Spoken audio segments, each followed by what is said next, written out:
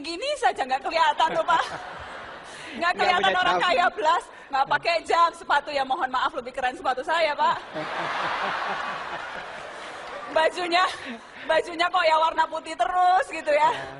Memang kenapa Pak Dahlan tidak mau terlihat keren, gaya begitu?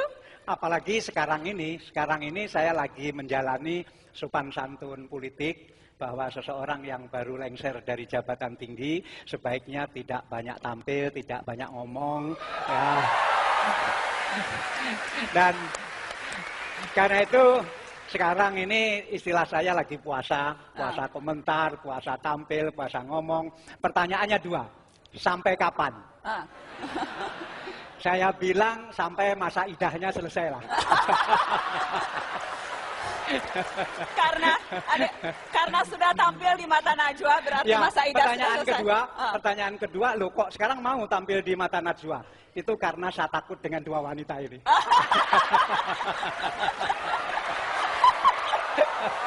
Kita tos dulu dong Bu, tos dulu. Yes. Ada yang unik-unik, ada yang banyak orang belum tahu tentang Dahlan Iskan. Kita saksikan profil Dahlan Iskan yang berikut ini. Dahlan Iskan lahir di Magetan, Jawa Timur tahun 1951. Meski tidak menamatkan kuliah di IAIN Sunan Ampel, namun Dahlan Iskan mendapat gelar Dr. Honoris Causa dari IAIN Wali Songo Semarang, University of Arellano Filipina, dan Profesor Tamu di Universitas Malaya, Malaysia. Pernah menjadi wartawan investigasi di majalah Tempo. Setelah itu perjalanan karir membawanya menjadi pemimpin redaksi Jawa Pos. Saat tsunami 2004, Dahlan Iskan bersama grup Jawa Pos memberi sumbangsih pembangunan rumah cepat di Calang. Total 1.000 rumah dibangun untuk para korban tsunami. Perjalanan karirnya lumayan beragam. Dahlan Iskan pernah ditunjuk mengomandoi PT Perusahaan Listrik Negara tahun 2009. Di masa itu Dahlan membangun PLTA Takengon yang menjadi investasi terbesar di Aceh pasca tsunami. 2 tahun di PLN, Dahlan diserai amanat menjadi Menteri BUMN pada era Presiden Susilo Bambang Yudhoyono. Dahlan Iskan. Pak Dahlan, saya mau tanya, itu tadi di profil, tim Mata Najwa hanya menemukan lahirnya tahunnya, 1951. Jadi Anda tuh nggak jelas kelahirannya atau gimana Pak? Kok nggak ada tanggal bulan gitu loh Pak? Ya, kalau tanggal 17 Agustus itu pasti saya sendiri yang memilih. Karena keluarga saya tidak ada yang tahu saya lahir tanggal berapa. Sebetulnya tahu tanggal lahir saya ditulis oleh kakak saya di belakang pintu lemari makanan itu. Tetapi ketika ibu saya sakit berkepanjangan, seluruh sawah dijual, kemudian perabot rumah dijual, terakhir lemari makanan itu juga dijual. Jadi tanggal lahir saya ikut terjual itu.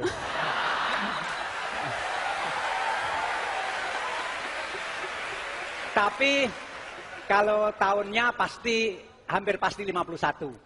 Karena apa? Karena waktu saya tanya bapak saya, Pak sebetulnya tahun berapa saya ini lahir?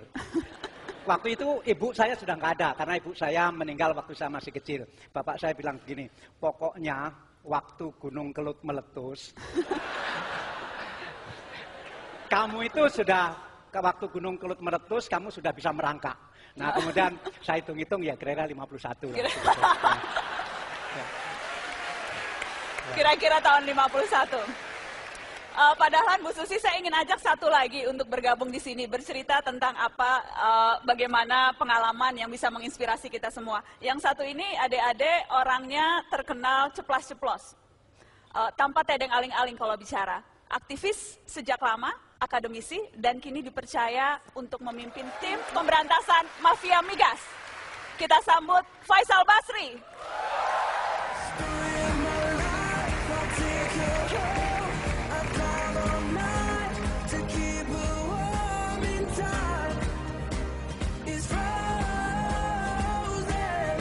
Terima kasih sudah hadir di Mata Najwa, tepuk tangan dong.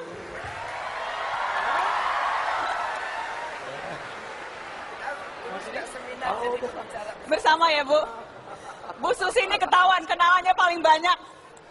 Semua orang pasti kenal, dan sekarang siapa yang nggak kenal? Bang Faisal apa kabar? Alhamdulillah baik. Terima kasih sudah mau saya culik untuk datang ke Banda Aceh, karena sibuk sekali sekarang memberantas mafia migas, pekerjaan yang tidak main-main itu.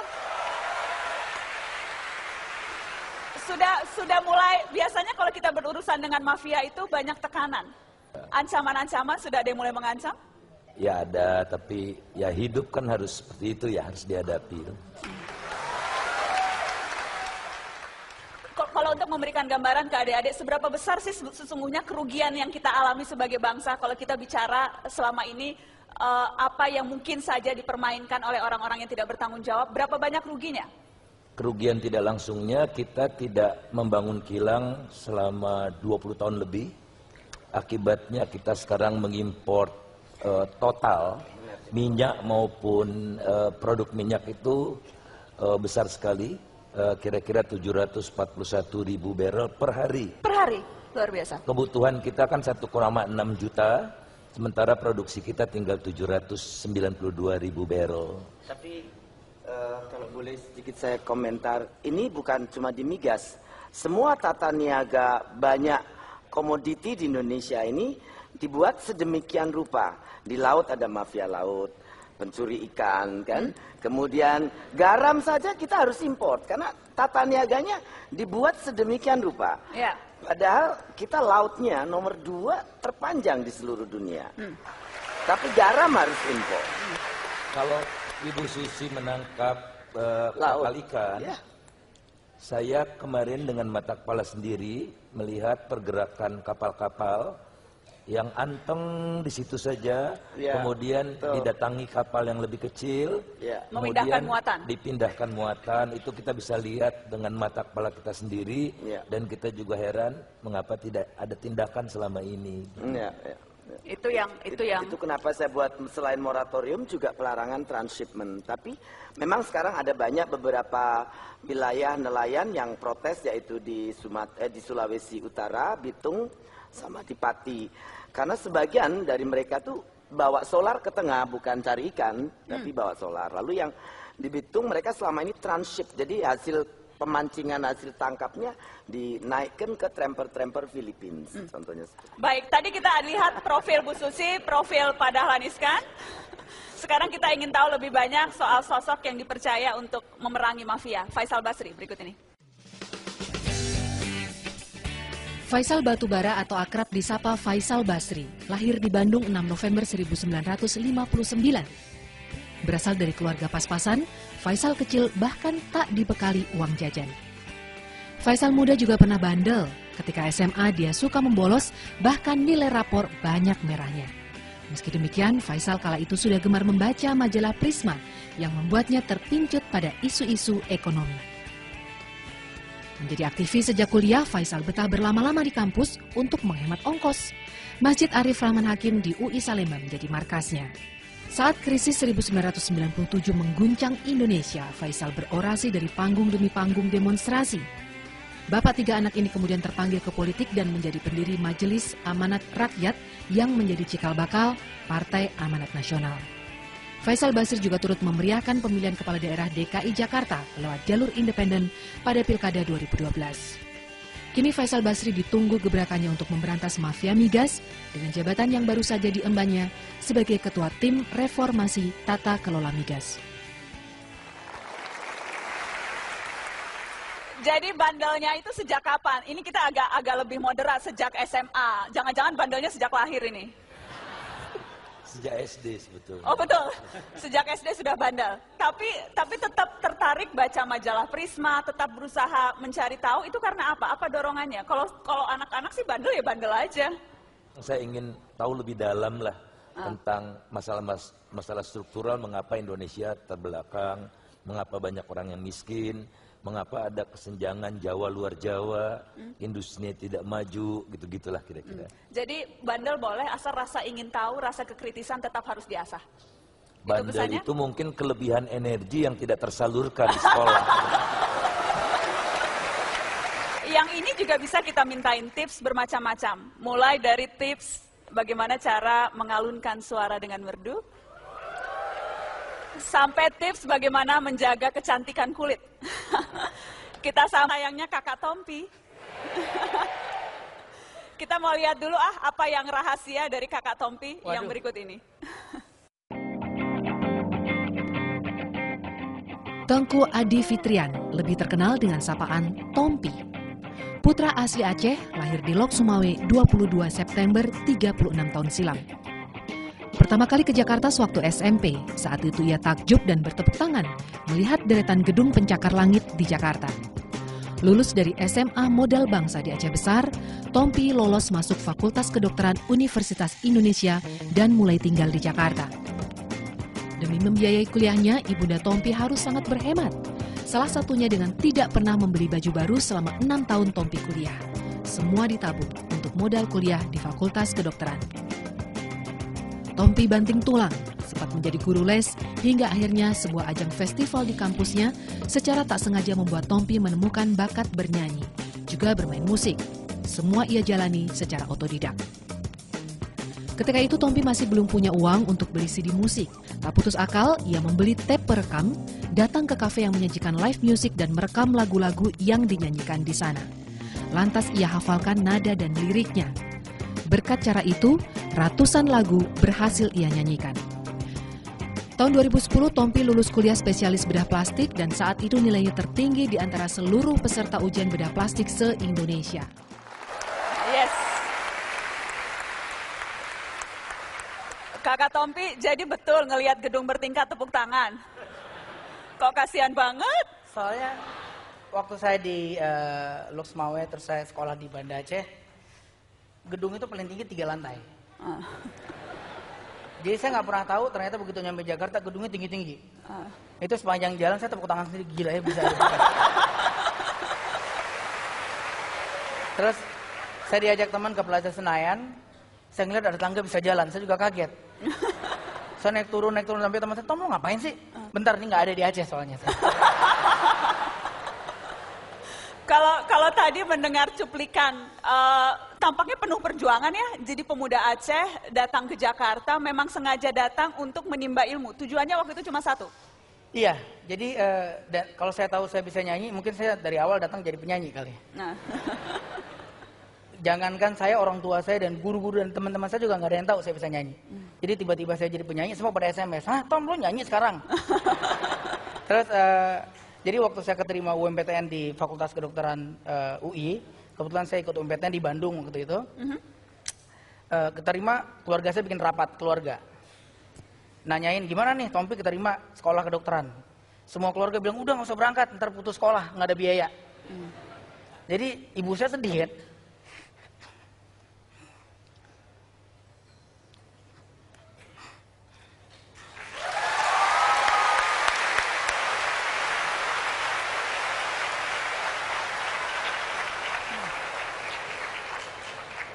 Ya gitu deh. Itu momennya sampai ibu saya bilang, "Berangkat." Berangkat, apapun demi pendidikan, berangkat.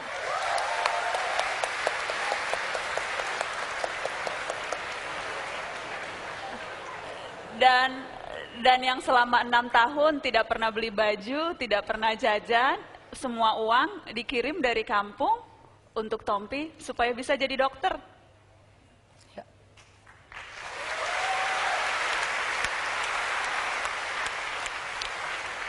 Tapi sesungguhnya kan, kalau saya tidak salah Kakak Tompi, sesungguhnya kan sempat ada dilema kan, mau masuk kedokteran atau waktu itu karena pintar diterima juga di STT Telkom di Bandung, betul? Ya. Sebenarnya saya memang nggak pernah tahu sih harus ngambil kedokteran atau enggak gitu. Jadi pokoknya cita-cita saya waktu itu harus kuliah di Pulau Jawa. Karena memang kondisi pendidikan di Aceh waktu itu perlu banyak perbaikan lah.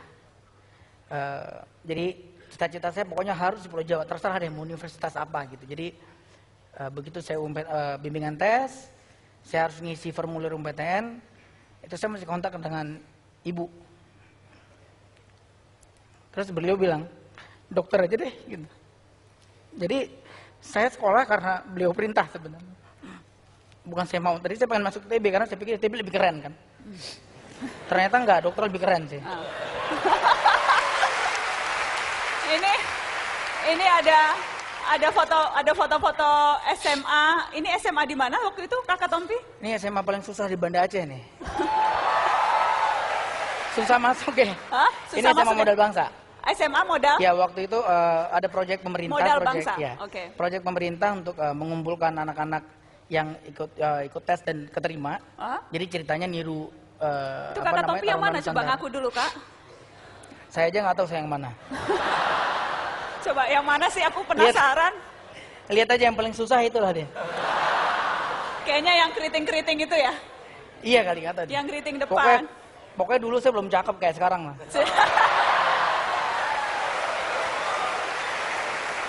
Nah, ada kejutan buat kakak Tompi.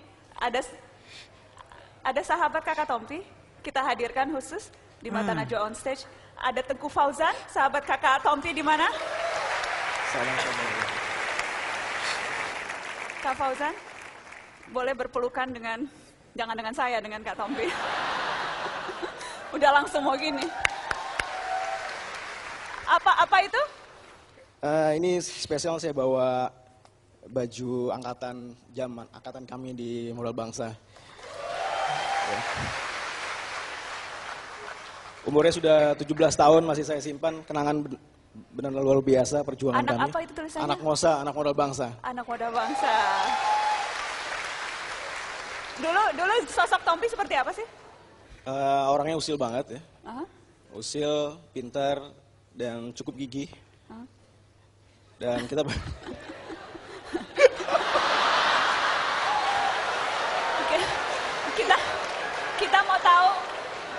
Kita mau tahu kisah perjuangannya seperti apa? ya kebetulan kami lulus dengan nilai yang sangat fantastis waktu itu. Satu sekolah, alhamdulillah berkat doa semua pihak di Aceh. Huh?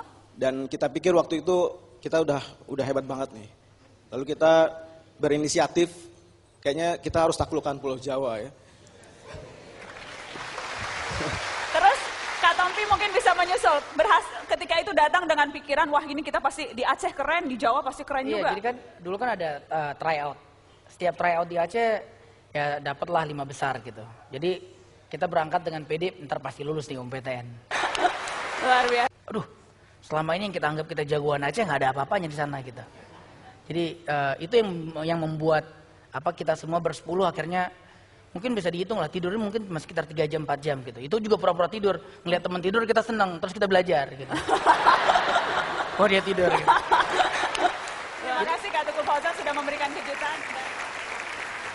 Cerita soal kerja keras, saya tahu Bu Susi juga memulai betul-betul usaha dari bawah. Menjadi pengumpul ikan Ibu. Ya. Waktu itu yang saya baca, tolong koreksi saya kalau salah dan ceritakan yang benar. Ibu naik sepeda ontel, jalan, kemudian keliling jualan ikan. Naik Vespa. Naik Vespa. Ya, Vespa tahun 68. Tolong Ibu. Jualan bed cover awal. Jualan bed cover keliling Pangandaran, kemudian habis itu beliin cengkeh. Bicara soal kerja keras, saya tahu ada banyak buku yang menceritakan soal Anda, Pak Dahlan Iskan, soal bagaimana susahnya hidup Anda ketika itu. Boleh saya tahu seberapa susah sih dulu Dahlan Iskan? Kenapa tetap bisa berjaya sampai seperti sekarang? Saya kira salah satunya adalah ada unsur sakit hati. Saya kira sakit hati itu penting dalam memperoleh kemajuan. Jadi jangan abaikan sakit hati. Apakah sakit hati kepada kakak, apakah sakit hati kepada saudara, apakah sakit hati kepada kelompok lain, apakah sakit hati kepada apapun. Saya kira itu faktor penting juga untuk memperoleh kemajuan. Dan karena dari situ akan muncul persaingan. Nah, tentu saya sakit hati kepada beberapa pihak. Salah satunya adalah ketika saya mulai mengelola Jawa Pos itu miskin sekali, koran yang sangat kecil. Dan orang tidak tahu di mana alamatnya. Kemudian orang mengatakan, oh itu ya Pak ya, yang di depan Bang Karman itu ya, begitu. Sehingga Bang Karman kan nggak pernah ada yang dengar kan? Bayangkan Bang Karman tidak terdengar namanya pun orang masih tahu. Dan Jawa Pos tidak tahu, sehingga orang harus bilang, oh itu alamatnya di depan Bang Karman. Berarti Bang Karman yang tidak terkenal itu masih lebih terkenal dari Jawa Pos. Jadi itu sakit hati Anda? Sakit hati. Dan saya pengen orang ganti bertanya di mana Bang Karman, di depannya Jawa Pos. Oke. Gitu. Tapi akhirnya dendam itu tidak kesampaian karena ketika Jawa Pos sudah mulai maju, Bang Karman itu mati. Jadi dendamnya tidak kesampaian. Tapi kita ada kenang-kenangan khusus di Mata Najwa On Stage Junsia, ada kenang-kenangan untuk Pak Dahlan supaya terus ingat sakit hatinya. Nah, ini dia. Silakan Pak Dahlan, ini kenang-kenangan supaya sakit hati dituntaskan. Boleh dibuka, Pak? Boleh dibuka. Dibuka, Pak, ditunjukkan.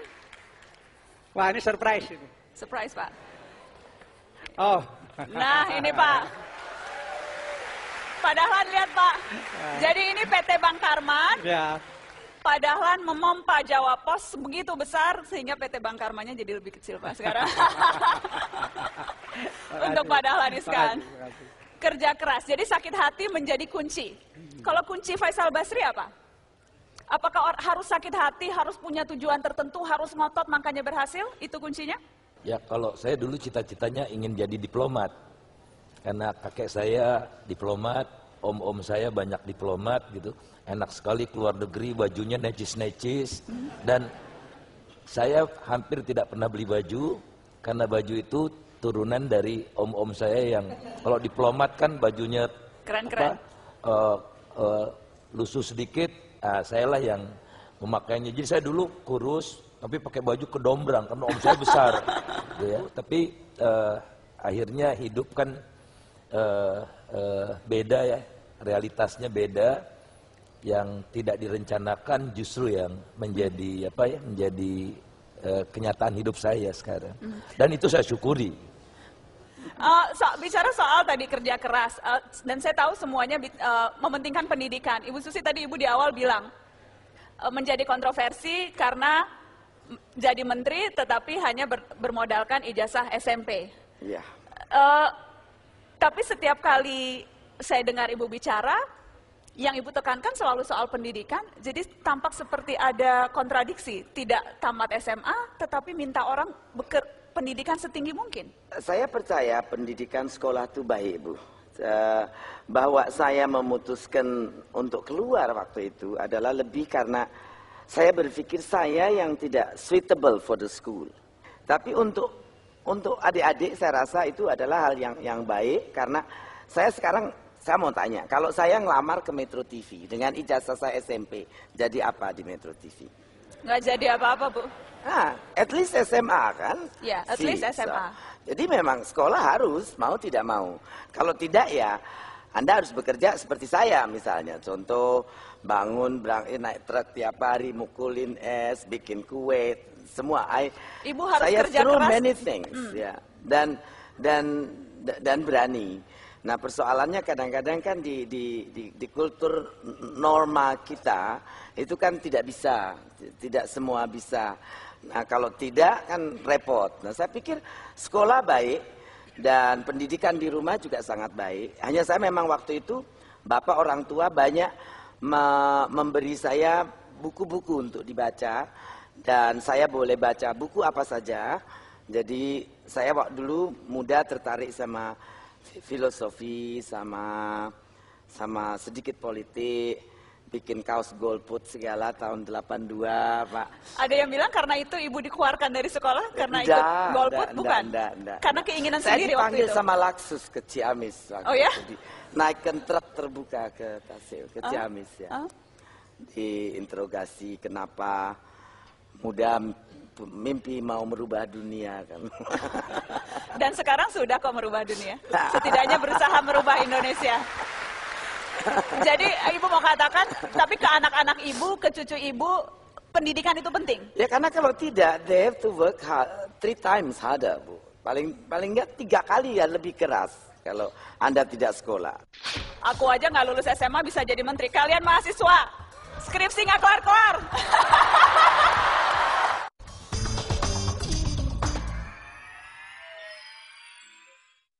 Dipersembahkan oleh Tsunami di tanggal 26 Desember dan kita kilas balik apa yang terjadi 10 tahun lalu di bumi Serambi Mekah.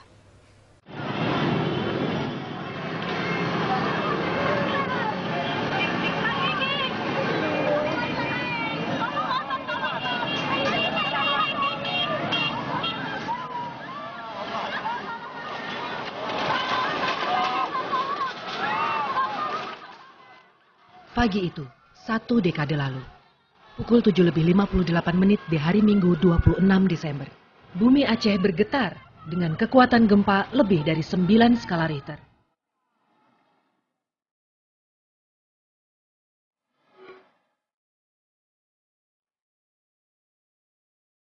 Hampir 10 menit, durasi terlama sepanjang sejarah seismologi di planet ini. Seketika air laut surut, namun tak lama gelombang tsunami setinggi puluhan meter menggulung daratan. Tsunami serta-merta meluluh lantakan daratan Aceh. Guncangan juga dirasakan di pantai barat semenanjung Malaysia, Thailand, pantai timur India, Sri Lanka hingga pantai timur Afrika. Saya meminta supaya moralitas saudara-saudara yang berperan di sana, di front terdepan, membawa nama Media Group dan memberikan dukungan sepenuhnya atas harapan dan kepercayaan masyarakat kepada media. Mbak Metro, kami ngelihat ada anak saya di pengungsian. Waktu itu tayang di Headline News jam 7. Anak saya itu pakai bajunya cuma pakai kaos, lagi menangis. Di mana Mbak itu anak saya? Di mana saya bisa menemukan anak saya? Itu pokoknya yang ada di Metro TV. Kemudian kami dengan keterbatasan alat, keterbatasan SDM, keterbatasan tenaga, kami tetap berusaha untuk mencarikan. Kami memutar kaset satu demi satu untuk bisa menemukan di mana, karena kami beban, Pak, kami beban moral kami. Itu sudah tayang di Metro, mereka bilang itu tayang di Metro, anak saya selamat, tolong beritahu kami di mana anak kami.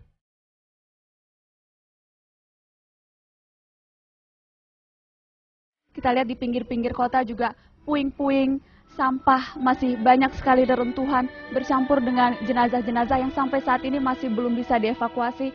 Tadi dikatakan salah satu kesulitan terbesar, paling besar saat ini Mutia adalah tidak adanya truk-truk pengangkut yang dapat mengevakuasi baik itu mayat, baik itu korban luka yang masih hidup untuk dibawa ke Medan, ataupun mengevakuasi para pengungsi.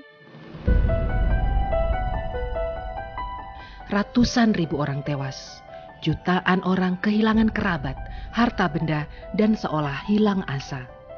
Tidak saja di Serambi Mekah, seluruh warga dunia berduka.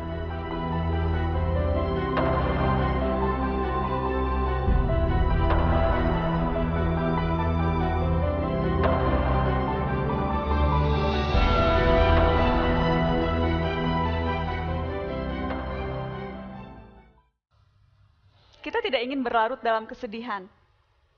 Tidak apa-apa kita mengingat apa yang sudah terjadi, tapi apa yang kemudian bisa kita petik pelajaran dari peristiwa itu. Bang Faisal, Anda tampaknya begitu terpukul?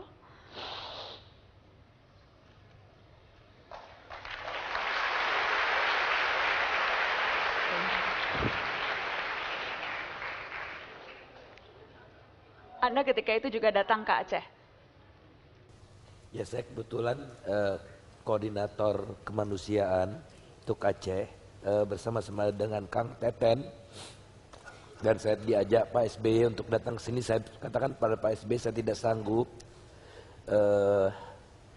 biarlah Mas Imam Prasojo saja yang banyak lincah dan punya program, biar saya di Jakarta untuk membantu kawan-kawan. Dan salah satu yang kita coba bantu adalah komunikasi, karena komunikasi hancur semua. Kita coba bersama dengan kawan-kawan membangun beberapa stasiun radio. Luar biasa respons dari kawan-kawan semua. Ke depan, Aceh adalah daerah yang paling aman untuk 100 tahun ke depan di Indonesia. Mungkin ada provinsi lain. Dan saatnya Aceh bangkit, industri masuk ke sini, kegiatan bisnis masuk ke sini, karena Aceh memiliki advantage yang tidak dimiliki oleh provinsi-provinsi lain, karena siklus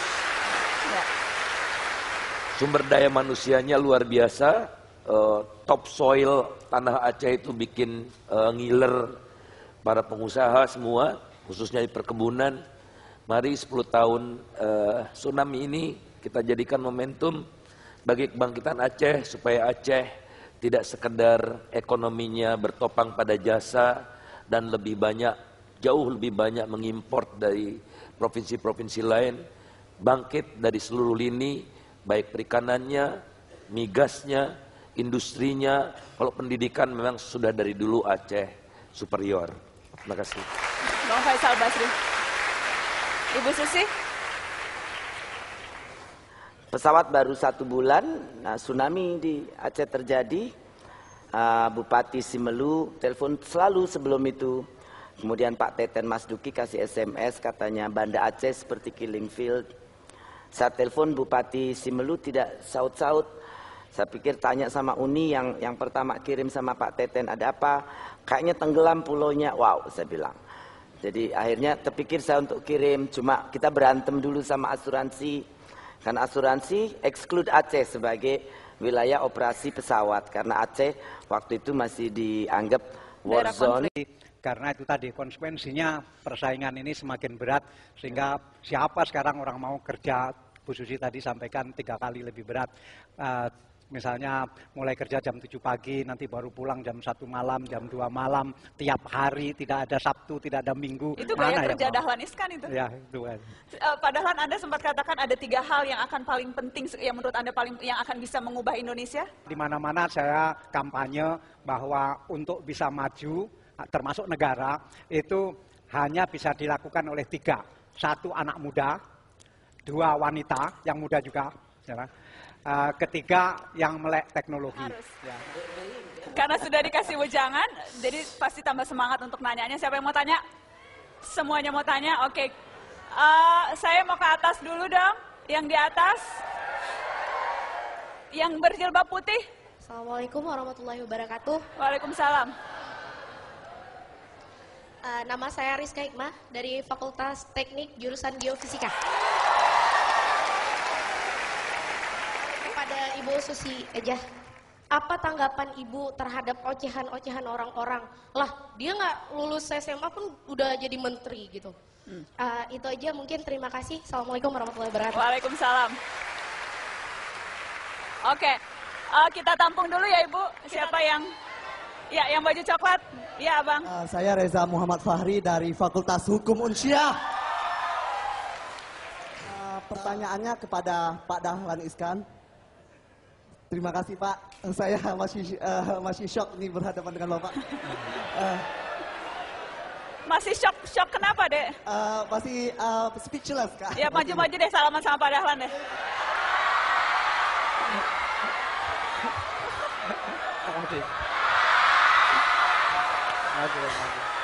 Boleh.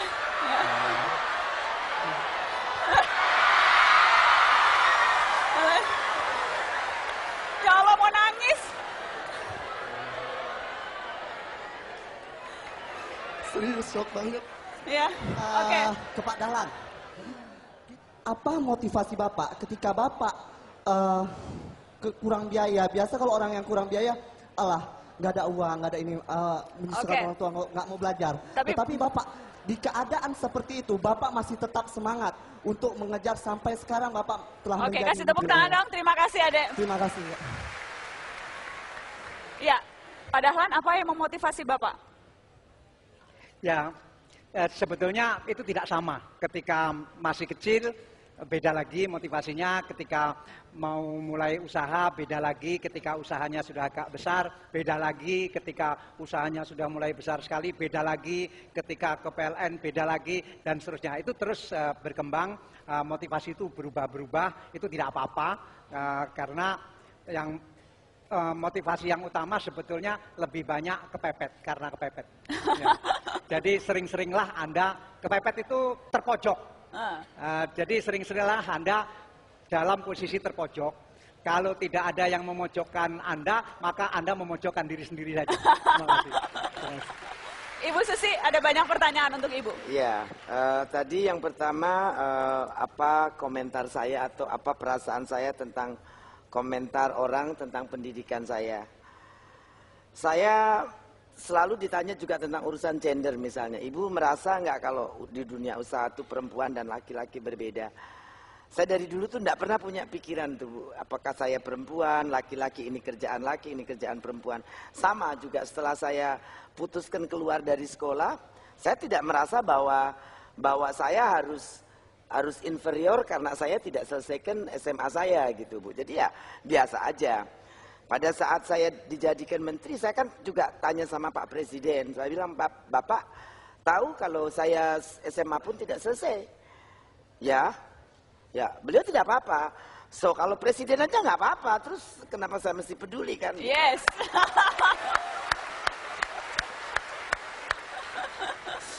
Seringkali saya memperhatikan Ibu Susi ini kalau kemudian ada pandangan orang tadi Ibu katakan tidak peduli, ada gambar atau ilustrasi yang menunjukkan Susi Pujiastuti dengan berbagai gaya. Itu pun malah justru ini seperti ini contohnya, Adek. Kita lihat contohnya. Nah.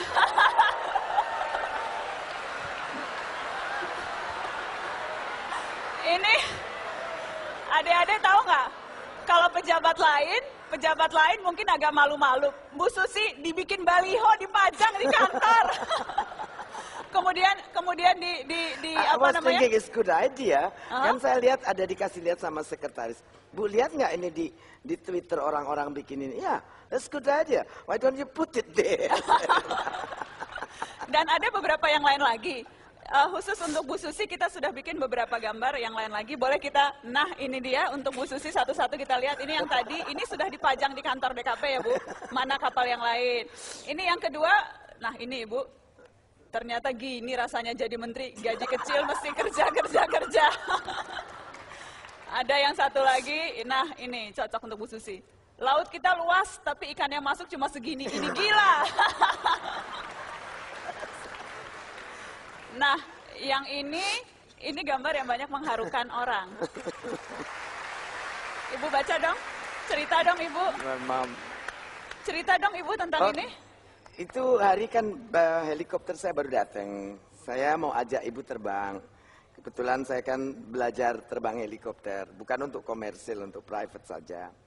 Tapi Ibu jalan sudah sedikit susah. Nah, praktikal saja saya. Gendong saja. Bagi saya Ibu adalah segala-galanya. Jalan rezeki dibuka dengan bakti kita pada orang tua. Betul.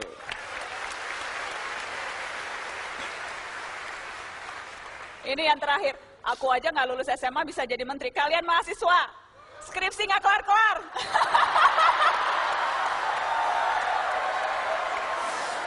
Benar ya Bu? Ya, saya nggak kelar-kelar skripsinya Bu. Saya selalu bilang, Anda kan mahasiswa, selesai dosen, semua profesor, doktor. Masa enggak bisa bekerja lebih daripada saya? Malu kan?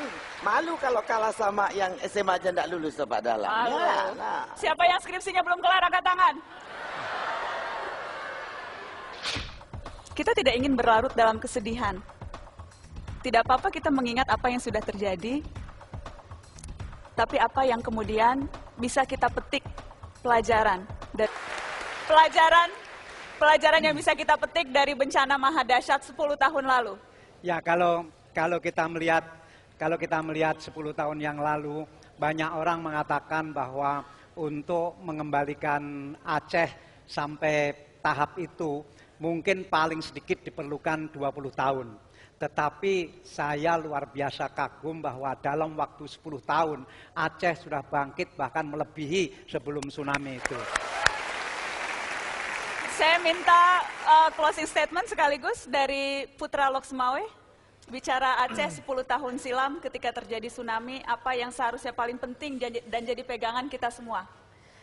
Saya pikir yang paling penting adalah kesadaran untuk semua pejabat, aparatur negara, kita semua yang non pejabat untuk sadar betul bahwasanya Aceh itu bagus tidak bagusnya di tangan kita. Jadi saya pribadi belum melihat optimalisasi yang membahagiakan gitu. Jadi masih banyak titik-titik lemah yang ketololan yang sama yang berulang gitu. Jadi harus ada semangat untuk menjadi lebih baik sih. Harus jadi, ada semangat untuk menjadi lebih baik. Mental korupsi harus berani dipangkas. Karena semuanya kembali ke mental. Terima kasih. Yang saya ingat adik-adik dari 10 tahun tsunami ketika saya datang meliput hari pertama terjadi tsunami, ya begitu menyeramkan karena tumpukan jenazah ada di mana-mana, porak-poranda, kota yang hancur sama sekali.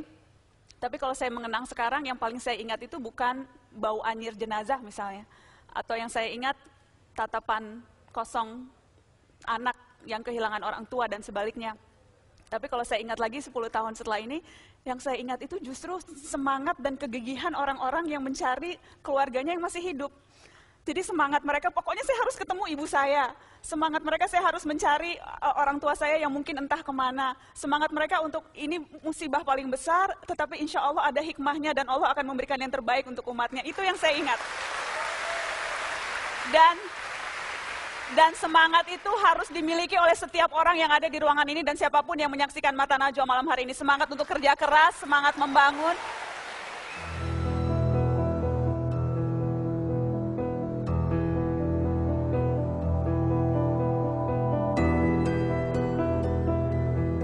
Sesudah mengangkat senjata puluhan tahun lamanya, mari kita mengelola Aceh dengan bijaksana.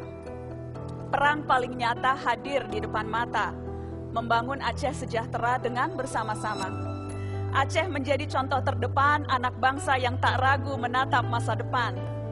Kini kita belajar kepahlawanan melalui kerja keras, kepemimpinan, dan keteladanan.